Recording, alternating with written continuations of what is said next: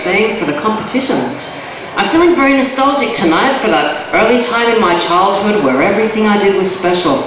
Like when you take your first steps and your parents tell you that you're special, or you talk for the first time and people tell you you're special, or I learned to read from an early age as well and they said that was special.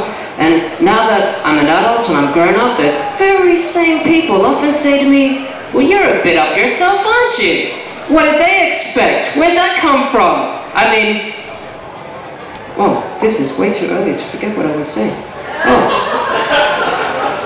Oh yeah, well, it's very hard to be arrogant. I mean, I set these expectations for myself really high and constantly disappointed in myself.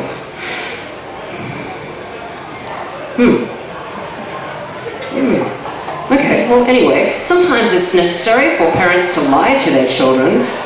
For example, well, that is the most direct way to the brain, but you have to be careful because those things can crawl into your belly button or up your nose, so you just shouldn't touch those earwigs at all.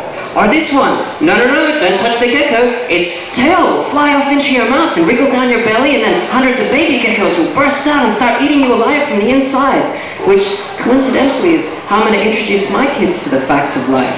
Geckos and earwigs. Don't touch wriggly stuff or put it inside your body. But not everything that we're told as children is a lie. For example, boys and girls, we are equal but different. Even in domestic situations like the common household, the kitchen. Girls, they prefer the fridge. They control the fridge area because they're very good at packing things into other things like vegetables into the crisper or clothes into luggage, or the repressed hate for their first boyfriend into everything they say. Whereas boys, we like to control the garbage area, and we take a very analytical approach to it. We let it leak out and create a sticky kind of glue foundation to hold the first bag down, and then we stack the bags on top, on top, on top. If you think about it, really the kitchen is a lot like a game of Jenga for adults. You take a piece from the bottom and you stick it on the top. Jenga, Jenga, Jenga! It's crushed. And we really hate toppling that tower, so girls, they don't touch the garbage, and boys, in retaliation, we ask the girls to get us stuff from the fridge. It's a wonderful, wonderful thing. At the same time, we have to rebel against what we're taught as children, so I've decided to stop doing my laundry because I just don't want to participate in and perpetuate that clothing caste system anymore.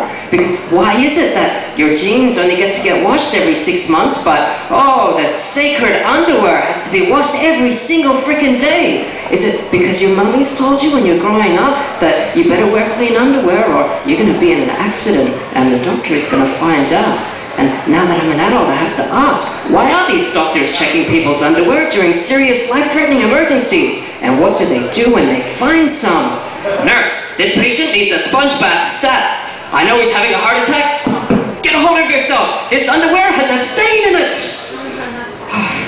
Of course, doctors have it very easy because they already have jobs. But there's many, many people in Perth who don't have jobs, don't believe what you read in the newspapers that the unemployment rate's going down. You can walk through the middle of the city and see people who would be perfect for something and they absolutely can't get a job. Like those homeless people who mumble something kind of like they need $1 or something. Hey, you got $1? Wouldn't they be perfect doing like the PA announcing at the shopping centres? But their talent's just wasted there on the street. Or there's this stick thin old woman who's often smoking at the front of Target, and she's got long gangly thin arms and legs, and she's kind of bent over with a hunchback, and she could be a model for aliens figurines, and her teeth come out and everything. But her talent is wasted there. And me, I'm very good at computer databases, but I can't find a job, so I have to fluff up my resume and create all of these soft skills like dealing with pressure or just dealing with pressure. And so I've decided to work on that with volunteer efforts, like picking up hitchhikers.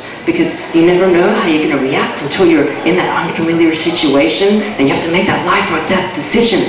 Like, should I let this person out of the trunk or let them stay there? Time will tell. Anyway, thanks everyone. Enjoy the next guy.